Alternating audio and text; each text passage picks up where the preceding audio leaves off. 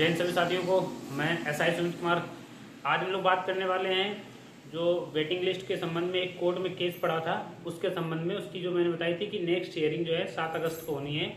तो 7 अगस्त को जो हियरिंग हुई उसमें क्या जजमेंट आया, ठीक है, या क्या फैसला आया उसके संबंध में बताएंगे। और ये हियरिंग का मैं नंबर भी, रेट नंबर, जैसे बहुत से लोगों ने पूछा था कि रेट नंबर क्या है जो मुकदमा पड़ा, जो आपकी याचिका पड़ी हुई है, रेट संख्या बता दीजिए ताकि वो मैं देखता रहूँ अपडेट अपना, तो वो भी बताऊंगा, ठीक है। और क्या कोर्ट ने कहा वो मैं बताऊंगा पूरा, ठीक है। यानी कि आपकी वेटिंग लिस्ट से संबंधित इसमें कुछ डाउट आपके क्लियर होंगे। ओके, कुछ इसलिए मैं कह रहा हूँ क्योंकि अभी फाइनल जजमेंट नहीं आया, अभी आपका पेंडिंग में है, प्रोसेस में है, ठीक। नेक्स्ट हियरिंग की डेट क्या है वो भी मैं इसमें बताऊंगा वीडियो में पूरा आपको। तो सबसे पहले देखो, जो ये कोर्ट में जो इलाहाबाद उच्च न्यायालय के में पड़ा हुआ है, ये रेट संख्या इसकी है 10,540, ठीक, बटे 2026, यानी कि 2026 की ये है। और 10,540 क्या है, ये रेट नंबर है। किसने डाली है? सौरभ पाल और 7 अन्य लोग हैं उसमें, ठीक है। इन लोगों ने रेट डाली बनाम उत्तर प्रदेश सरकार। और इसमें यूपीपीआरपीबी करके जो भर्ती बोर्ड है उसको भी एक प्रकार से वो बनाया गया है, ठीक है। तो अब इसमें देखो कोर्ट नंबर 33 में ये रेट पड़ी हुई है आपकी। इसमें पहली जो रेट जब जिस दिन दाखिल की गई थी वो 27 जुलाई डेट थी। और जो फर्स्ट हियरिंग थी, मैंने बताया था ना कि 2 हफ्ते का, 2 वीक का टाइम दिया गया था भर्ती बोर्ड को इस संबंध में कि मेन जो मैं इसका पहले मुद्दा आपको समझा देता हूँ। मेन मुद्दा ये था कि कंप्यूटर ऑपरेटर और एएसआई की पोस्ट और एसआई की पोस्ट तीनों साथ में चल रही थी लगभग। और इसमें उसने 2 चीजों को माना था, एक कंप्यूटर ऑपरेटर और एएसआई की पोस्ट को लेकर उसने चला था कि दोनों भर्तियों में 200 से ज्यादा कैंडिडेट ऐसे हैं जो कंप्यूटर ऑपरेटर में भी सिलेक्टेड हैं और एएसआई में भी सिलेक्टेड हैं। ऐसे में वो कैंडिडेट कंप्यूटर ऑपरेटर की जॉब छोड़ देंगे और एएसआई ज्वाइन कर लेंगे, यानी कि 200 वैकेंसी, 200 प्लस वैकेंसी जो है कंप्यूटर ऑपरेटर की खाली जाएगी। तो उन लोगों ने ये याचिका डाली थी कि महोदय क्यों ना इसमें जो है वेटिंग लिस्ट लाई जाए ताकि अन्य बच्चों का हो जाए, ये जो वैकेंसी खाली जाएगी ये कुल मिला के जो है जो दोनों में सिलेक्ट होने की वजह से जाएगी। तो इस चीज को लेकर कोर्ट में लोगों ने याचिका डाली थी। जैसे कि अभी होमगार्ड का और कांस्टेबल का चल रहा है, मान लो सपोज करो होमगार्ड में और कांस्टेबल में कम से कम 10 से 15-20 हजार, 15 से 20 हजार कैंडिडेट ऐसे होंगे जो कॉमन होंगे। ऐसे में दोनों भर्तियों में जो भी सिलेक्ट हो जाएंगे वो फाइनली कांस्टेबल ही ज्वाइन करेंगे। तो ऐसे में 15,000 के आसपास वैकेंसी आपकी होमगार्ड की खाली जा सकती है क्योंकि वेटिंग लिस्ट का प्रावधान है नहीं। फाइनल लिस्ट आने के बाद तुम ज्वाइन करो ना ज्वाइन करो, ठीक है, मेडिकल में जाओ ना जाओ, वो वैकेंसी खाली हो जाएगी, वो श्योर है, ठीक है। क्योंकि उसमें ये प्रावधान नहीं कि मेडिकल में और मेरिट लिस्ट कम करके जो है बुला लिया जाए कैंडिडेट, ये प्रावधान नहीं है।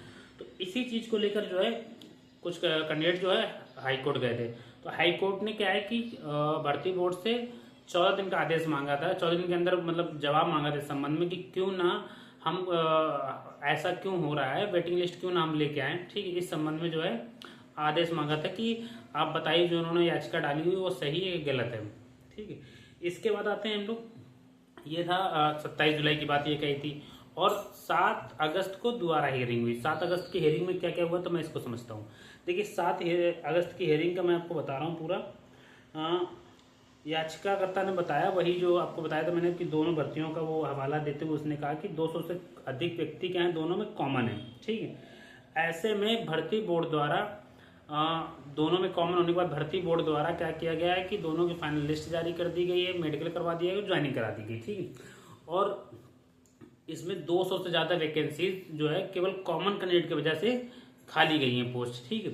तो ऐसे में भर्ती बोर्ड ने मतलब एक कोर्ट ने ये कहा कि क्यों तुमने ये क्यों नहीं किया कि डिटेक्ट, मतलब ये एक काम ये करते कि दोनों में जो कॉमन कैंडिडेट हैं उनसे एक फॉर्म फिल करवाते, ठीक है, कि वो दोनों में से कौन सी चुनना चाह रहे हैं।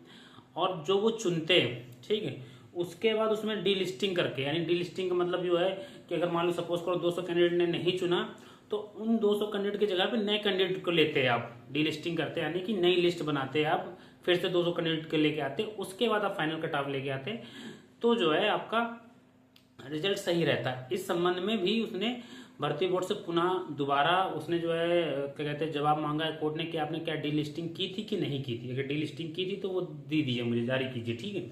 तो कुल मिला के ओवरऑल ये है कि हाँ, ये भविष्य में आपके लिए एक प्लस पॉइंट ये होगा कि आगे अगर वैकेंसी जैसे यूपी पुलिस कांस्टेबल और यूपी होमगार्ड दोनों में क्या हो सकता है कि कैंडिडेट से एक फॉर्म फिल करवा लिया जाए दोनों में जो कॉमन हो, कि आप दोनों में से कौन सा चुनना चाहते हैं।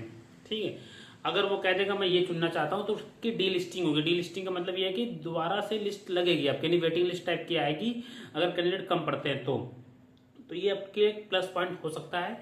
और नेक्स्ट इसकी हियरिंग जो लगी हुई है वो आपकी 24 अगस्त को है। फिर 2 हफ्ते का समय दिया गया है भर्ती बोर्ड को कि आप 2 हफ्ते में फिर जो है अपना जवाब दाखिल करें। 24 अगस्त को नेक्स्ट हियरिंग लगी हुई है।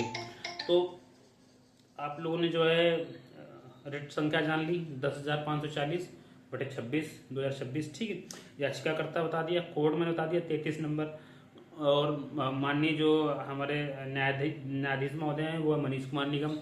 और इसमें क्या हुआ मैंने बता दिया, पहली हियरिंग 27 जुलाई को थी, दूसरी 7 अगस्त को थी, तीसरी हियरिंग 24 अगस्त को होगी।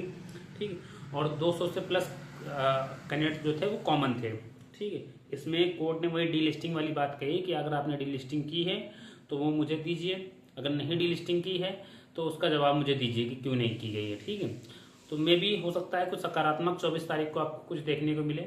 तब तक ये चीज़ चल रही है अपना प्रोसेस में, आपकी रनिंग भी आ गई है, जो है इसकी होमगार्ड की रनिंग भी स्टार्ट होने वाली है आपकी। ठीक है, तो आपको 24 तारीख को आप जो है अपडेट अगली मिलेगी कि क्या होगा इसमें। तो मैं आपको 24 तारीख को जैसे ही कोई जजमेंट आएगा मैं आपको बताऊंगा। हाँ, लेकिन ये है कि आपके दरवाजे खुल रहे हैं धीरे धीरे करके इस चीज़ के, कि आगे में भी हो सकता है डी लिस्टिंग हो आपकी, दो ये जो होमगार्ड और जो कांस्टेबल की वैकेंसीज में डी लिस्टिंग हो।